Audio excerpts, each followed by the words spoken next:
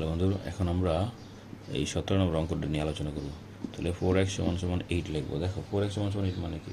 4 মানে কি 2 স্কোয়ার সমান 2 স্কোয়ার এক্স। আর 8 কেন লিখলাম? আমি তো এটা এখন লিখবো 2 লিখবো 2 স্কোয়ার এক্স সমান সমান 2 পাওয়ার কিউব হবে। ঠিক আছে, দেখো 4x 4 পাওয়ার এক্স সমান সমান 8।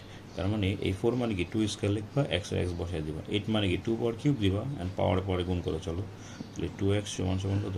2 কিউব হয়ে যাবে। ঠিক আছে না? এখন দেখো দুই পাশে 2 যদি আমরা বাদ দিই তাহলে কি থাকে? 2x সমান সমান 3 হয়ে যাবে। অ্যান্ড এই 2টা এখানে গুণ আছে, এই পাশে গেলে কী হবে? ভাগ হয়ে যাবে। ঠিক আছে, এটা ছিল অঙ্ক। চলো এটাকে আরেকবার করবো আমরা, মানে আরেকবার আলোচনা করবো। তাহলে 4x সমান সমান 8। 4 মানে কি 2 স্কোয়ার, আর এক্স এর এক্স বসবে। 8 মানে কি 2 পাওয়ার কিউব দিবা, এখন পাওয়ারে পরে গুণ করো, যে 2x সমান সমান 2 পাওয়ার কিউব হবে। অ্যান্ড এই পাশে 2 এই পাশে 2 যদি আমরা বাদ দিই তাহলে কত থাকবে?